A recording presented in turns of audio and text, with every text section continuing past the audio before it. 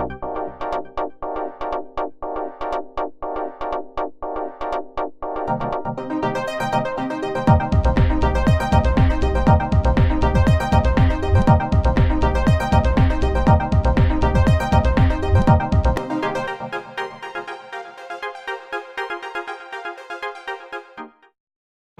Ride Nation, Mr. Tidbit here. I'm holding the 2013-2014 Buck Up. This is Seb Toot's new board for the 2014 season. You might have seen him riding in a few contests recently. But let's go over some of the tech features that Seb wanted in his board.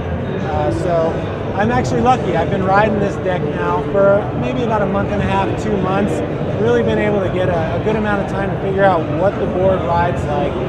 First thing I'm going to talk about is the hybrid twin shape to it.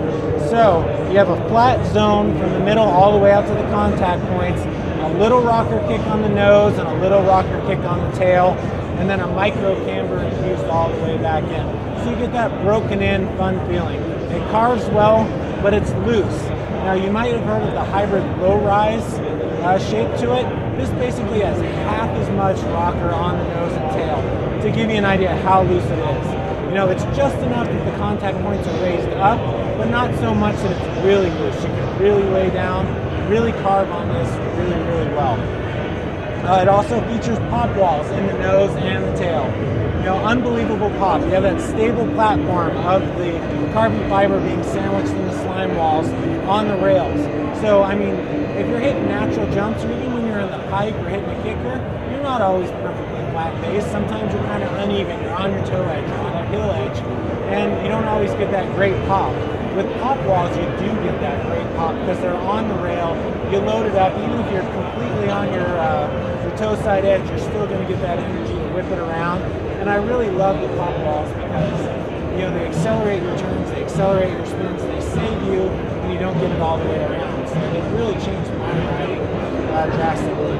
You're going to have carbon array 5 in here, so you're going to get that energy that really pulls it all the way out to your effective edge, so you're really going to be able to carve extremely well. 4,000 fusion base, so it's fast in every condition. So, you know, maybe one day you're sessioning the pipe, which is really slushy, you're going to be getting out higher than everybody else that are on those extreme bases. Plain and simple. You're going to be able to take this through powder. I've been fortunate, you know, we had a great storm come through Utah recently. I got to ride this in about 18 inches of powder.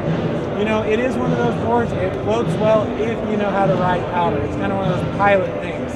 If the pilot knows how to ride powder, it's definitely going to be able to handle powder. But if you're not a great powder rider, this probably isn't a deck you want to take into powder.